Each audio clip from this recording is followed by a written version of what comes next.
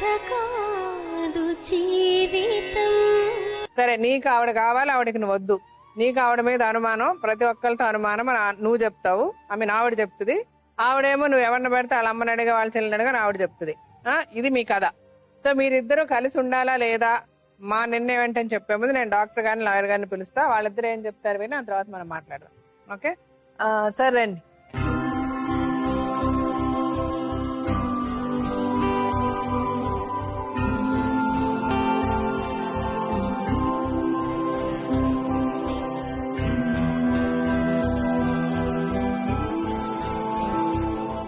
మమతా రాజేష్ వీళ్ళ స్టోరీ మీరు విన్నారు కదా సార్.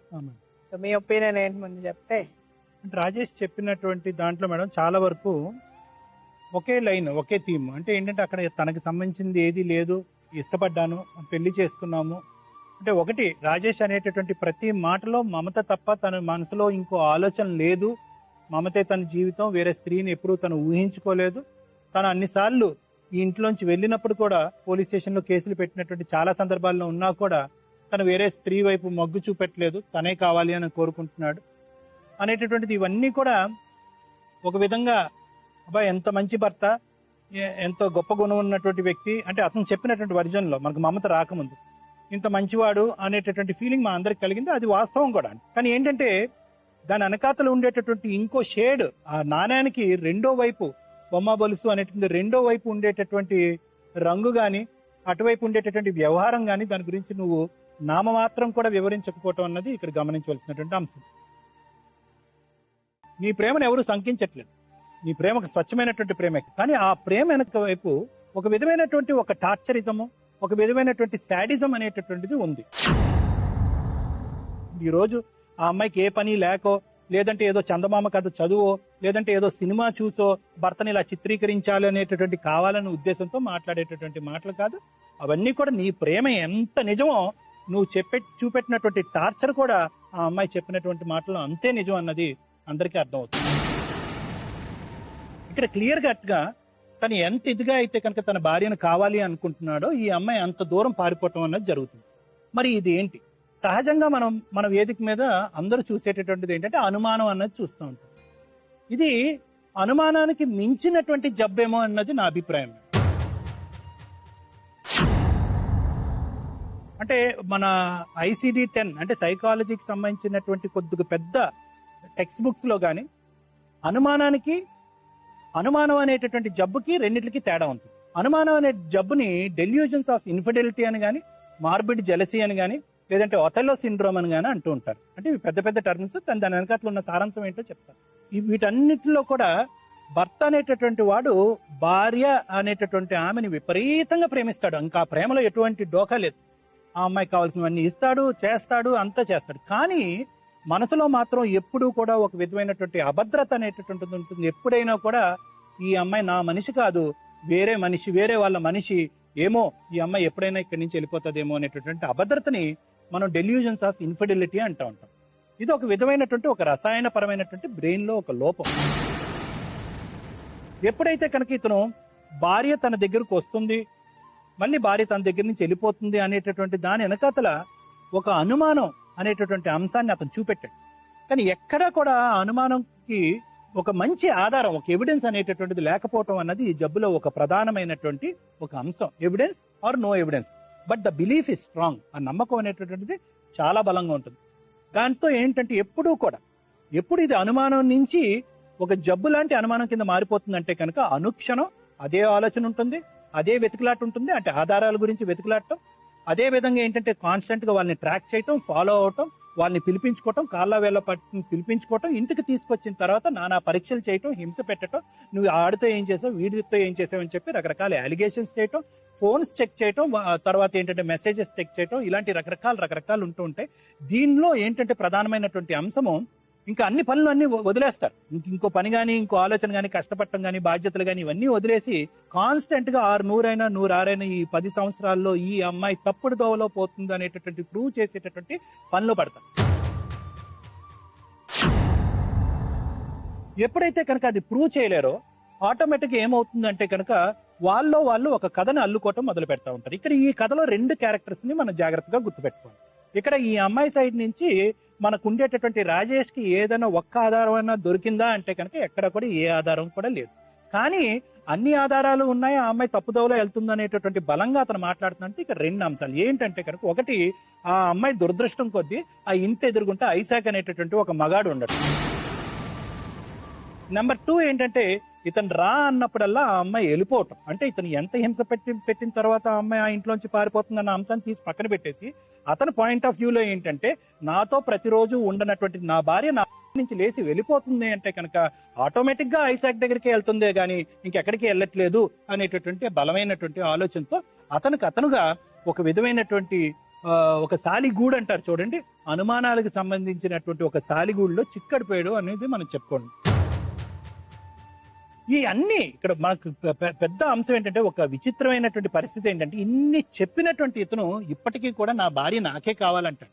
ఇందులో ఏదన్నా ఒక హైలైట్ ఉంది అంటే కనుక ఈ మొత్తం అంశంలో ఈ అనుమానం అనేటటువంటి జబ్బుతో పాటు నా భార్య నాకు కావాలి. సహజంగా ఏమంటారు, మేడం నేను పడినంత కాలం పడ్డాను, అడుక్కున్నంత కాలం అడుక్కున్నాను, వచ్చినంత కాలం ఆ అమ్మాయి వచ్చింది, వచ్చినప్పుడల్లా ఆ అమ్మాయి క్యారెక్టర్ లో ఎటువంటి మార్పు రాకపోవటం వల్ల ఇంకా నా అమ్మాయి వద్దు అనేటటువంటి పదం కాకుండా ఆ అమ్మాయి కావాలి అని అంటారు.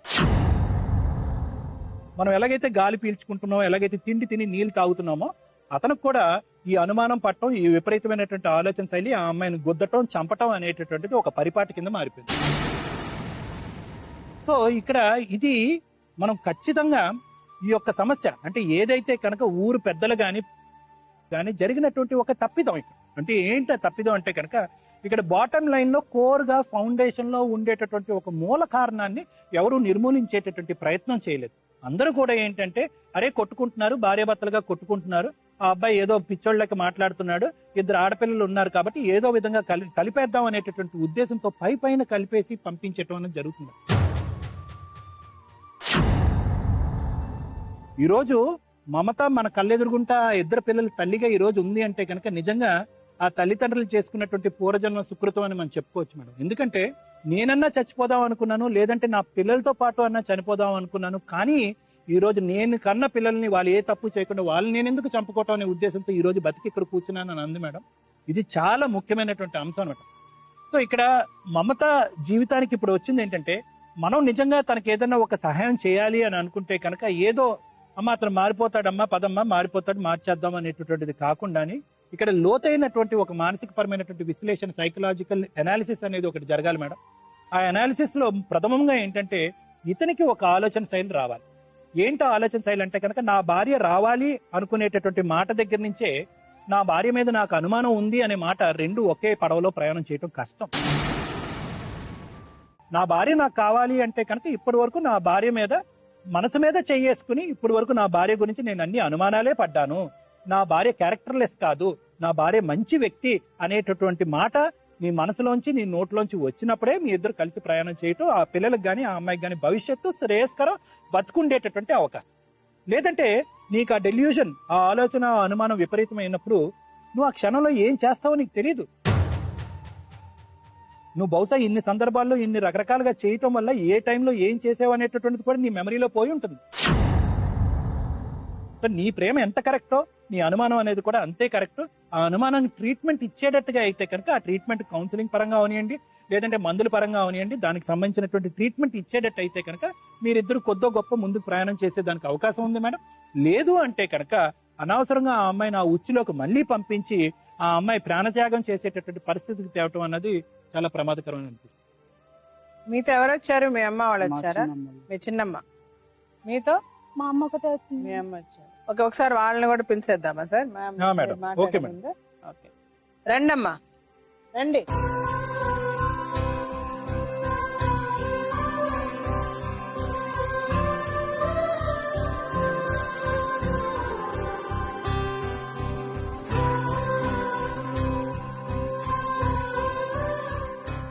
అతనికి ప్రాబ్లం ఏంటమ్మా? అతనికి మమతాకి మేము చిన్నప్పుడు తీసుకున్నాం, అక్క బావ చచ్చిపోతే ఇద్దరు పిల్లలు, చిన్న ఒక్క ఆయన తీసుకుని పెద్ద దాన్ని ఒకదాన్ని తీసుకున్నాం. నాకు 3 పిల్లలు పెంచినా పెద్ద చేసిన 22 రాగానే పెళ్లి చేసిన. అక్కడిక్కడ అమ్మాయిని ఎత్తి ఈ ఏరియా పోతే వీళ్ళ అమ్మాయి దొరికింది, పెళ్లి చేసినాం. 5 ఏళ్ళు బాగున్నారు, బాగంటే బాగున్నారు. నా కూడవలే సల్లలే, అతను చెప్పినట్టు ఆమె వెళ్ళిపోయింది, ఆయన చెప్పినట్టు ఈయన వెళ్ళిపోయిండు. వెళ్ళిపోయి 4 ఏళ్ళ నుంచి ఇప్పుడు హన్మకొండలో కాపురం పెట్టిండ్రు. పెట్టినాక కొట్టుకున్నారు, తిట్టుకున్నారు, రోడ్డుకి ఎక్కిండ్రు. రోడ్డుకి ఎక్కి నేను నీ కాడికి సంసారానికి రాను,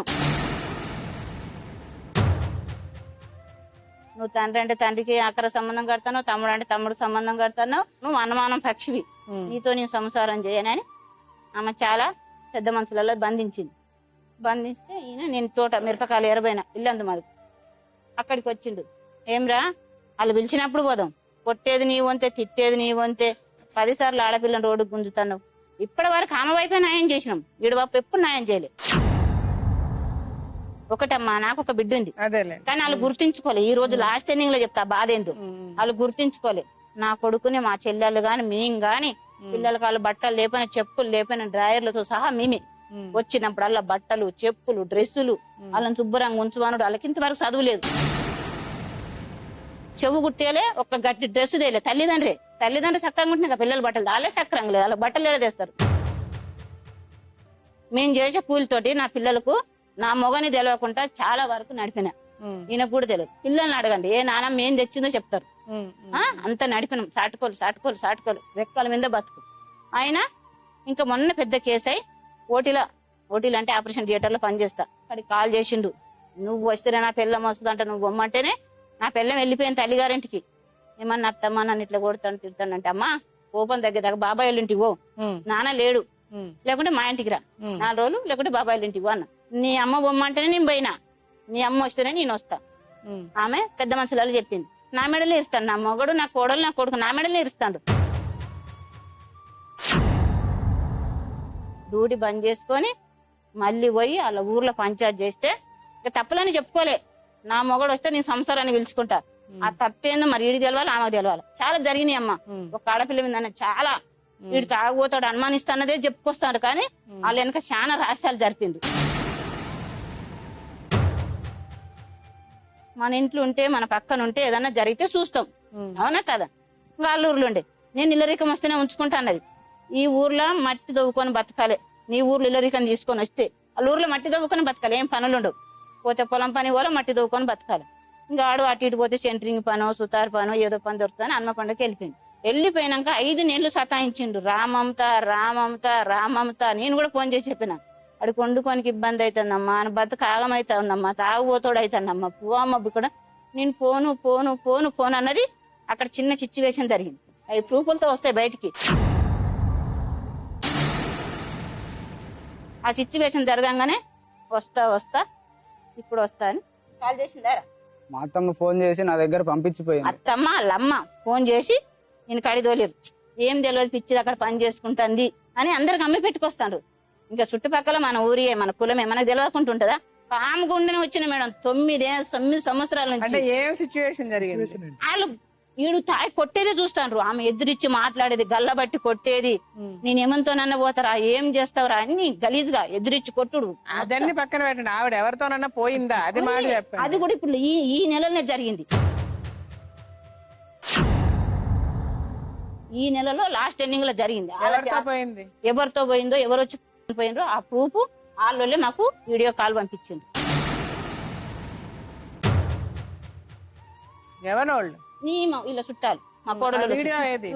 మా అత్తమ్మకే చూపెట్టిండు రామకృష్ణ.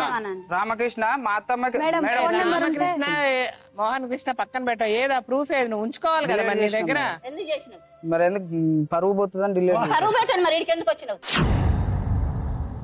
చెప్పు. పరువు పెట్టాను చెప్పండి మేడం. పరువు పెట్టాను, నీ పెళ్ళం ఎవరితో పోండి, ఇడికి ఎందుకు వచ్చినావు? మా పరువు తీయడానిక అని పెంచి పెద్ద చేసినందుకు అన్ని బరువు బాధ్యతలు ఎత్తుకున్నాను పిల్లల కోసం, పిల్లల కోసం. నా పరువు, నా భర్త పరువు తీయడానికి మమ్మల్ని గుంజినవా? చెప్పు నాకు సమాధానం. అది కాదు, నేను మిమ్మల్ని అడుగుతున్నానమ్మా. మీరు ఆ అమ్మాయితో ఎవరో వీడియో అన్నారు కదా, మీరు చూసారా అది? నాకు ఇప్పుడు నేను చెవులారిన్నా, ఆయన కూడా చెవులారా విన్నాను, కళ్ళ ఇవన్నీ మాటలు కాదు, మీరు చూసారా? చూడలే, నాకు వీడియో వస్తే నిన్న చూడనప్పుడు మీరు మాట్లాడింది తప్పు. తప్పే. నా కొడుకుని మొన్న 4 నెలల క్రితం నా పిల్లం ఇట్లా చేసింది, ఆడికి వాళ్ళ చుట్టాలు, వీళ్ళ చుట్టాలు మొత్తం ప్రూఫ్లు పంపించారు. నాకు తెలియదు, ఒకటి మేడం తెలియదు ఇప్పటికి కూడా. పంపించిన కమ్మి పెట్టిండు, మందు తాగి వరంగల్ హాస్పిటల్ ఉన్నాడు. కాల్ చేసిండ్రు నాకు, హాస్పిటల్ నైట్ డ్యూటీ పోతా కేవలం. అమ్మా నేను ఇట్లా సవాల బతుకుల మీద ఉన్నా, నేను మందు తాగినా, నీ కోడలు ఇట్లా తప్పు చేసింది, నీ మనవరాలు నీ కోడల్ని రాజ్యం ఏలుపు అని కాల్ చేసి కట్ చేసిండ్రు. నేను టీని తాగి చేసిండేమో అనుకొని తెల్లారి డ్యూటీ నుంచి 8:30కి ఇంటికి పోయాను.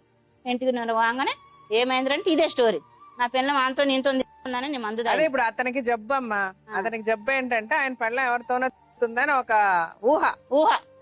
అందుకని ఇప్పుడు అది చెప్పారు కదా డాక్టర్ గారు, మీరు కాసేపు విన్నారు కదా. ఫస్ట్ ఆఫ్ ఆల్ నేను మిమ్మల్ని ఒకటే, మీ మీద నాకు చాలా గౌరవం ఉంది. మీరు చాలా బాగా చూసుకున్నారు మీ అబ్బాయిని. ఇప్పుడు కూడా చాలా కరెక్ట్ గా మాట్లాడారు. ఒకే ఒకటి తప్పు మాట్లాడుతున్నారు మీరు.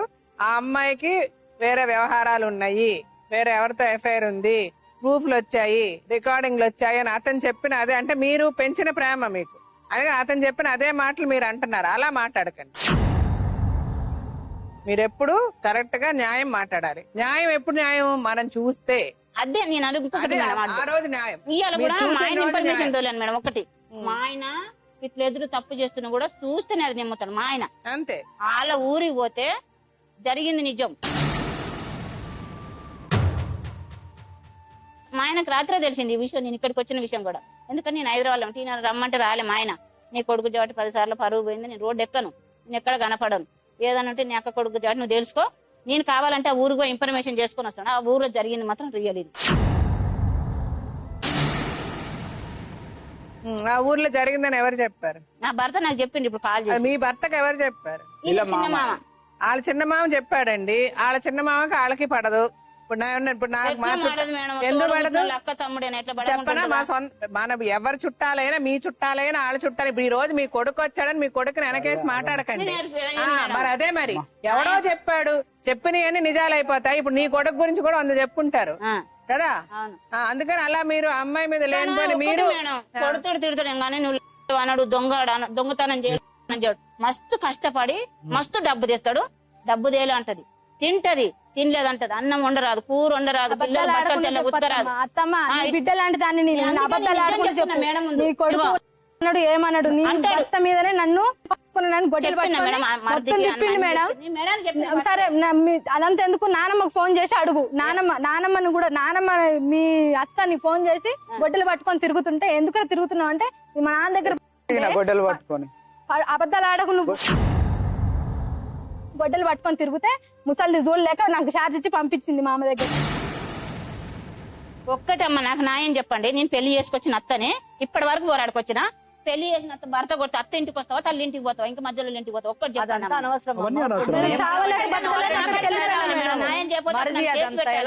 చావలేక బతకలేక అక్కడికి వెళ్ళిపోయినా.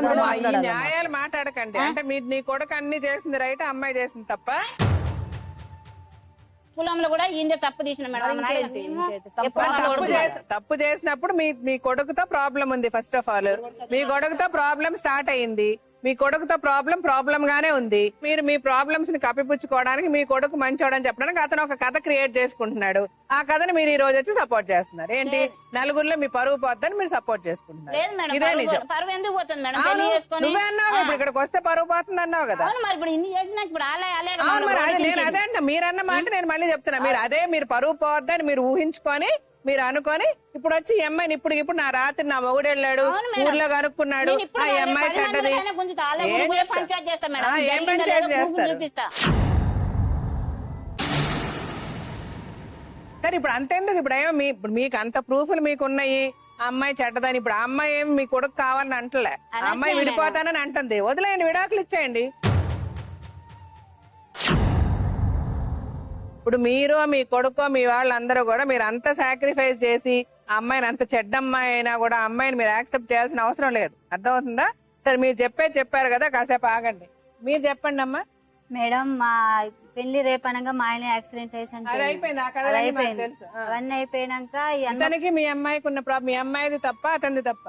మా అమ్మాయిది ఏం తప్పులేదు మేడం. అయితే సేట్ ఎందుకు వచ్చి డబ్బులు ఇచ్చాడు? మేడం నేను హోటల్లో పనిచేస్తా. అయితే నేను ఆయన కాడ పనిచేస్తే సేటు నాకు పైసలు కావాలంటే వాళ్ళు మా ఊరోళ్ళే తీసుకొచ్చి ఇచ్చిర్రు.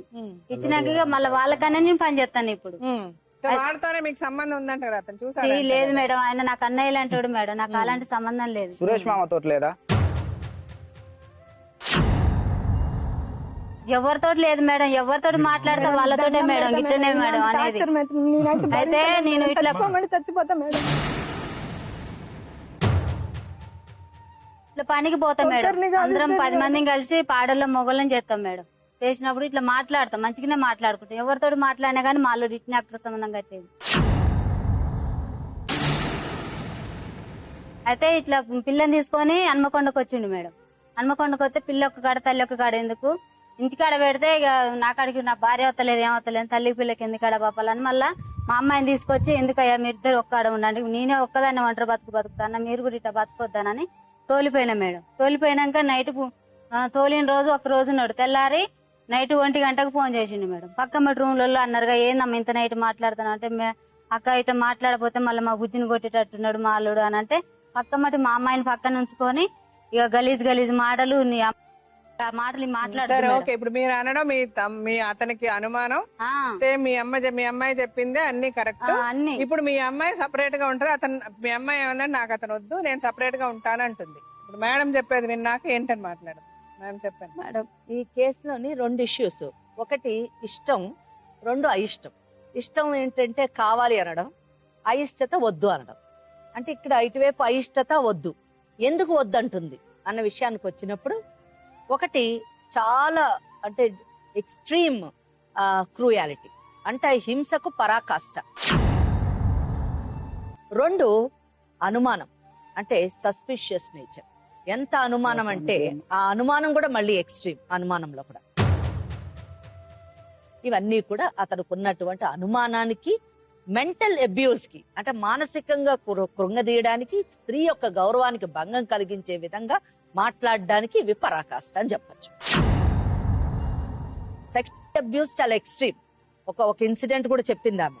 ఆ ఇన్సిడెంట్ లో ఆమె ఎంత భయానకమైనటువంటి బాధను అనుభవించింది, ఎంత జుగుస్పకరమైనటువంటి పరిస్థితులను ఆమె ఎదుర్కొన్నది అన్నది 3rd థింగ్. సో ఈ 3 ఇష్యూస్ వలన ఒక అయిష్టత, ఆ అయిష్టత రోజు వచ్చిందే నాకు ఈ వివాహం వద్దు, అంటే నాకు ఈ బంధం వద్దు, నాకు ఈ భర్త వద్దు అని చెప్పేసి చెప్పడం జరిగింది. అక్కడ ఇష్టం, దేనికి ఇష్టం అంటున్నాడు, ఎందుకు కావాలంటున్నాడు అన్న విషయానికి వచ్చినప్పుడు డాక్టర్ గారు ఆల్రెడీ చెప్పారు. అంటే అదొక మెంటల్ సిక్నెస్, మెంటల్ ఇల్నెస్ అని, ఆయన డెల్యూషన్స్ అవన్నీ కూడా చెప్పారు. ఇందులోని ఎక్స్ట్రీమ్ ఇది PPD అని నేను అనుకుంటున్నాను. అంటే తాను అనుకున్నదే కరెక్ట్, తను ఏది చెబితే అదే వాస్తవము.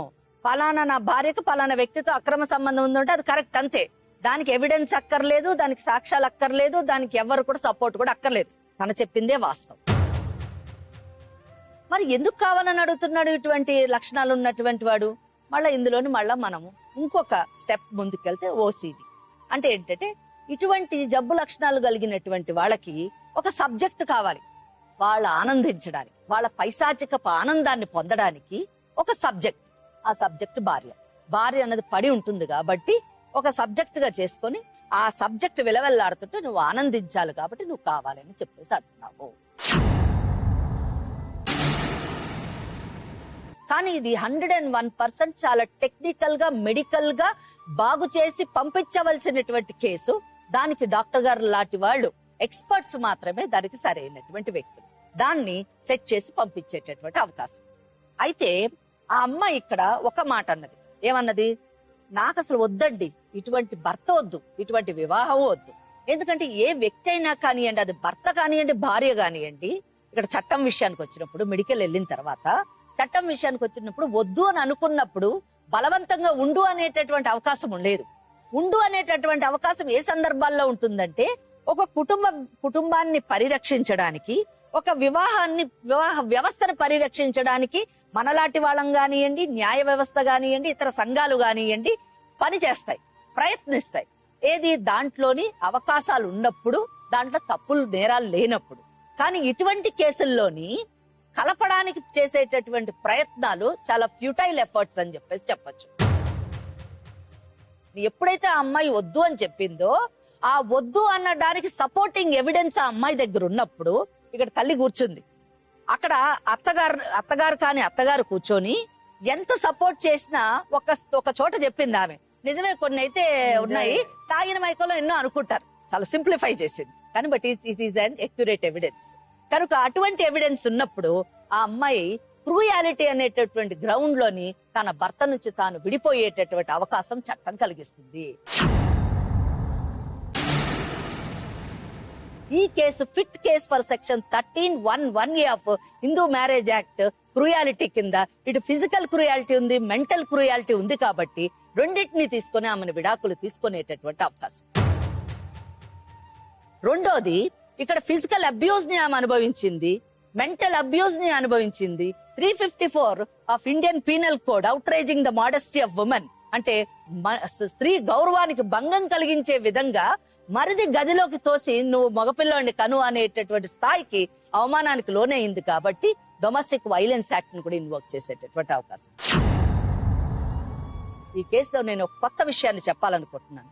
ఇప్పుడు ఇందాక ఆవిడ పెంచినటువంటి తల్లి అన్నది, నేను ఊర్లోకి వెళ్లి పంచాయతీ పెట్టి అక్కడ సాక్ష్యాలు చూపిస్తాను అని చెప్పింది.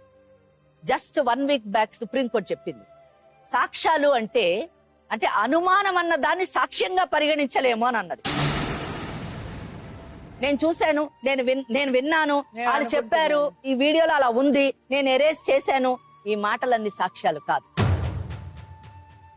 ఆ అనుమానాల్ని సాక్ష్యాలుగా పరిగణించమని సుప్రీంకోర్టు. సాధారణ యూజువల్లీ మేము కోర్టులో ఏం చేస్తామంటే దానికి దగ్గరగా ఉంటే విల్ డ్రా ద ఇన్ఫరెన్స్ అంటాం. ఇన్ఫరెన్స్ అన్నది ఒక దగ్గరగా ఉన్నటువంటి ఇది. కానీ ఆ అనుమానాన్ని కూడా మనం సాక్ష్యంగా తీసుకోవడం లేదు అని చెప్పేసి సుప్రీంకోర్టు చెప్పింది. నాకైతే ఈ కేసులో 101% it is fit case for dissolving their marriage. ఎవరు మానని వాళ్ళు బతుకుతేనే హాయిగా ఉండేటటువంటి అవకాశం. అది వాళ్ళకు కూడా మంచిది, ఎందుకంటే వాళ్ళకు కూడా ఎట్లా బతుకునన్నా ఓకే, మాకు ఎట్లా బతుకునన్నా ఓకే అమ్మ. అదే అమ్మాయి చెడ్డది, అమ్మాయి మంచిది కాదు, అమ్మాయికి అక్రమ సంబంధాలు ఉన్నాయి, మీ ఆయన వెళ్ళాడు అక్కడ ఊర్లో అంతా కనుక్కున్నాడు, పెద్ద రిసర్చ్ చేశాడు, అమ్మాయిని వదిలేండి. అమ్మాయి క్యారెక్టర్ లెస్, వాళ్ళ అమ్మ క్యారెక్టర్ లెస్, ఊర్లో కనబడ్డ వాళ్ళందరితో ఉంటది, నీ పెళ్ళాము మీ అత్త, నీకెందుకు అమ్మాయి? మీరు ఎట్లా చెప్తారు? అంతే, వదిలే.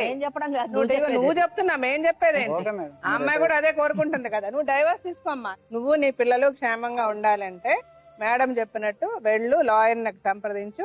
నువ్వు కొద్దో గొప్ప చదువుకున్నావు, నీకు అన్ని విధాల డివోర్స్ రావడానికి నీకు అన్ని గ్రౌండ్స్ ఉన్నాయి, అన్ని అవకాశాలు ఉన్నాయి. ఏమేమి ఉన్నాయి నీకు మళ్ళీ మేడం అడిగితే వాడు క్లియర్ గా చెప్తారు.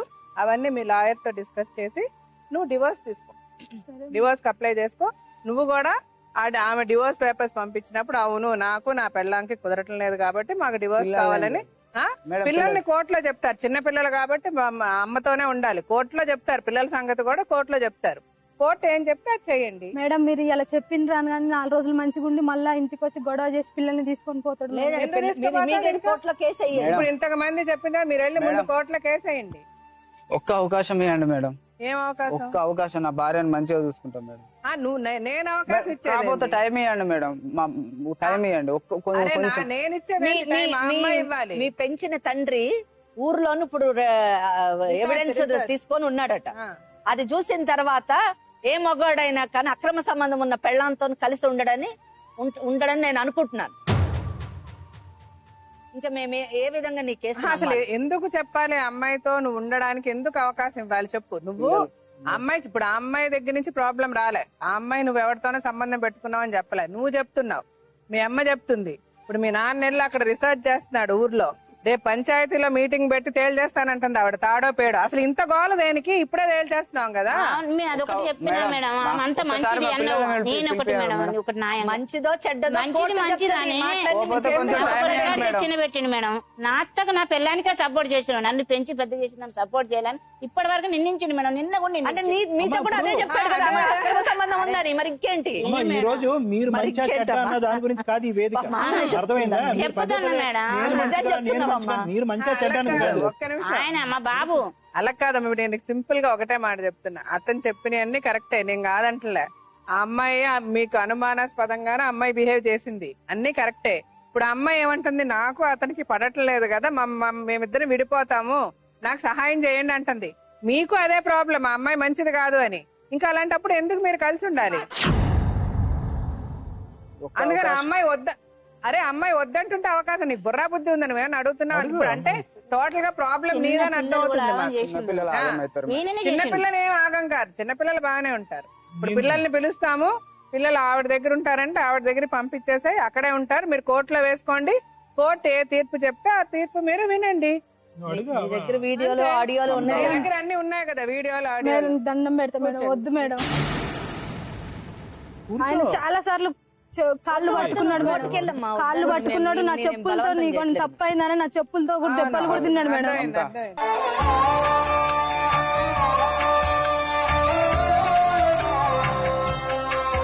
నా జోలికి మాత్రం రాకు, ఎందుకంటే ఇప్పటి వరకు నేను అనుభవించింది పిల్లలంటే ఇష్టమే నాకు కూడా నాకు పిల్లలంటే ఇష్టమే, కానీ నీ టార్చర్ నేను భరించలేను. నీ టార్చర్ నేను భరించలేను.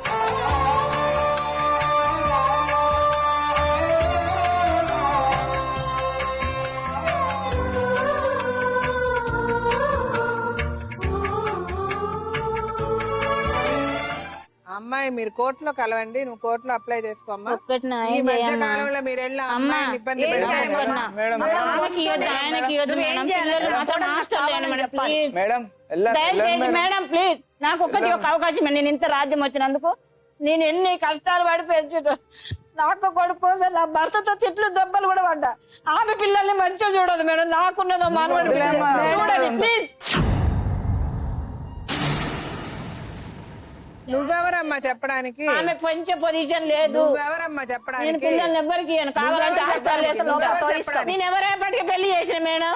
పెళ్లి వరకే నీ పని, పిల్లల్ని పిల్లలు కూడా పెంచాలి కదా కన్నప్పుడు. 9 నెలలు కని మరి ఏది ఆ పిల్లల రీతి? అసలు ఆ పిల్లలు చిన్న పిల్లలకు గుండి ఫినిష్ పెట్టుకొని వస్తే మొన్న నేను కొన్న డ్రెస్సులు. అయ్యా నువ్వు వెళ్ళి అక్కడ కూర్చో, వెళ్ళి కూర్చో, నీ కొడుకుని చూసుకో. ఆవిడ కన్నా పిల్లల గురించి మీరెవరు మాట్లాడడానికి? నేను మాట్లాడినప్పుడు వెళ్ళిపోతాం మేడం. వెళ్ళండి.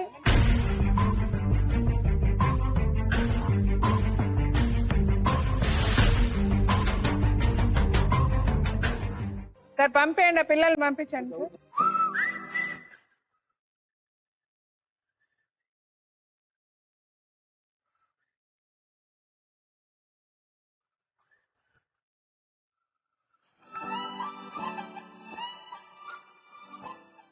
మీ ఇద్దరు స్టోరీస్ విన్న తర్వాత మీ అమ్మగారిని కూడా కలిసిన తర్వాత ఆ అమ్మాయి దగ్గర పిల్లలు ఉంటారు. ఓకే, ఆ అమ్మాయికి నీతో ఉండడం ఇష్టం లేదు, ఎందుకంటే అది నీ బిహేవియరే. నీ బిహేవియర్ ఏంటని నేను నీకు చెప్పక్కర్లే. నువ్వు ఒకసారి నువ్వు ఆలోచించుకుంటే నీకే అర్థం అవుతుంది. సో నువ్వు మారి నేను మారిపోతా, నా పిల్లాన్ని పిల్లల్ని బాగా చూసుకుంటా అని నువ్వు అనుకుంటే, నువ్వు మారిన రోజు డెఫినెట్ గా అమ్మాయికి తెలుస్తుంది, నిన్న అమ్మాయి పిలుస్తుంది, నువ్వు అమ్మాయితో కలిసి ఉండొచ్చు. ప్రస్తుతానికి ఆ అమ్మాయికి నమ్మకం లేదు. సో తను నీతో ఉండాలి అని అనుకోవటం లేదు కాబట్టి నీకు కూడా తన మీద నమ్మకం లేనప్పుడు నా భార్య కావాలి నేను కలిసి ఉండాలి అనుకోవడం తప్పు. అర్థమవుతుందా? ఆ అమ్మాయికి సపోర్ట్ గా మేము ఎప్పుడు ఉంటాము. నువ్వు చట్టపరంగా వెళ్లి వెంటనే నువ్వు లాయర్ ని కన్సల్ట్ చేసి నువ్వు నీకున్న ప్రాబ్లమ్స్ అన్ని చెప్పి ఏదైతే ఇక్కడ చెప్పావో, ఇప్పుడు ఈ ప్రోగ్రామ్ కి మీరు వచ్చిందే పెద్ద ఎవిడెన్స్. మీకు ఏదైతే కారణాలు మా దగ్గర చెప్పావో ఆ కారణాలని నువ్వు మెన్షన్ చేసి నేను ఈ వ్యక్తితో ఉండలేను, నాకు విడాకులు ఇప్పించండి అని కోర్టులో అడుగు. అతని సైడ్ న్యాయం ఉంటే తప్పకుండా కోర్టు ఏమి జడ్జిమెంట్ ఇవ్వాలి ఇస్తుంది. నీకు కూడా చెప్తున్నా, నువ్వు మహాత్ముడు అయితే కోర్టు నువ్వు మహాత్ముడు అని అంటది. నువ్వేందా? సో బట్ వాళ్ళని ఇబ్బంది పెడితే మటుకు ఎవరు సహించలేదు. ఆ పిల్లల జోలికి గానీ ఆమె జోలికి గానీ నువ్వు వెళ్ళడానికి లేదు. సరే, మేమేం ఇప్పుడు ఇమీడియట్ గా మిమ్మల్ని విడగొట్టి పంపించట్లేదు, అర్థమైందా? మీ యొక్క సమస్యను కోర్టులో తేల్చుకోమంటాం. ఒకటి, రెండు, ఇద్దరు ఆడపిల్లలు. ఆడపిల్లలకు తల్లి దగ్గర ఉంటే భద్రత ఉంటుంది. అట్లీస్ట్ నువ్వు పని మీద వెళ్తావు, ఏదో వెళ్తావు కనుక కనీసం ఆ పిల్లలు శ్రేయస్సును దృష్టిలో పెట్టుకుని వాళ్ళని డిస్టర్బ్ చేయాలి. అంతే, వాళ్ళని ఇబ్బంది పెట్టక. చిన్న పిల్లలు పెద్ద అయ్యాక వాళ్ళు ఎలాగో డెసిషన్ తీసుకుంటారు, నాన్న కావాలి అమ్మ కావాలని. కానీ ఆవిడని మటుకు ఇబ్బంది పెట్టే హక్కు నీకు లేదు. ఏ మాత్రం పిచ్చి పనులు చేసిన మటుకు మర్యాదగా ఉంటుంది. కావలిస్తే చూపెట్టమన్నాడు. ఎందుకు చూపించదు? ఎప్పుడు కావాలో చూపించాను. ఎప్పుడన్నా కావాలని చూపిస్తాను మేడం, కానీ ఎనీ టైం వచ్చి చూస్తానంటే మాత్రం ఏమ్మా ఎప్పుడన్నా కావాల్సినంటే చూపిస్తా మేడం, కానీ చూడబుద్ధి అవుతుందని రోజు వచ్చి చూస్తాడు మేడం.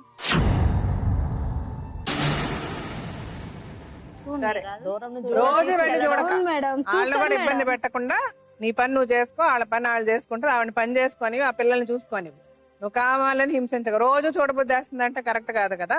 పని పాట మానేసి వెళ్ళకు, వాళ్ళని ఇబ్బంది పెట్టుకు, ఇంటికి ఎత్తుకుపోవడానికి ప్రయత్నించి అది అసలు చేయక చేసిన రోజు పోలీస్ కంప్లైంట్ ఇచ్చి లోపల వేస్తాం.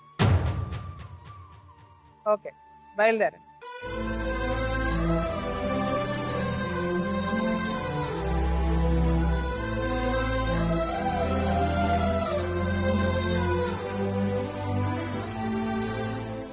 ఈ స్టోరీలో నేను ఒకటే చెప్పదలుచుకున్నాను.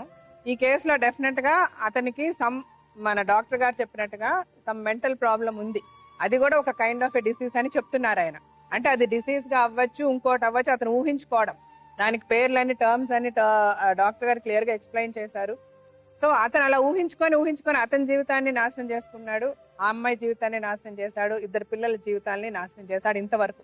ఇక నుంచి అయినా ఇలాగ వీళ్ళు విడిపోయి బ్రతికితే అట్లీస్ట్ కొన్ని రోజులు అతను అనుకున్న తర్వాత స్లోగా మర్చిపోయి అతని పని అతను చేసుకుంటాడు, ఆవిడ బ్రతుకుతుంది, అట్లీస్ట్ అందరూ బ్రతికుంటారు. ఆ పిల్లలకి దో ఫాదర్ లేడు, అమ్మ నాన్న కలిసి లేరు అన్న ఒక ఆస్పెక్ట్ ఉన్నప్పటికీ పీస్ఫుల్ గా అమ్మతో బ్రతికే అవకాశం ఉంటుంది. వాళ్ళు కూడా జీవితంలో ఏదైనా ఒక అచీవ్ చేయడానికి ఒక అవకాశం ఉంటుంది. సో దయచేసి ఇలాంటి సిచ్యువేషన్ లో ఉన్న సంసారాలు సరైన నిర్ణయాలు తీసుకొని కోర్టును ఆశ్రయించి విడాకులు తీసుకుంటేనే హ్యాపీగా హెల్దీగా బ్రతకగలరని మేము స్ట్రాంగ్ గా బిలీవ్ చేస్తూ ఈ కేసుకి ఇలాంటి ఒక సలహా ఇవ్వడం జరిగింది. త్వరలో ఇంకో కథతో మీ ముందుకు వస్తాము. నమస్తే.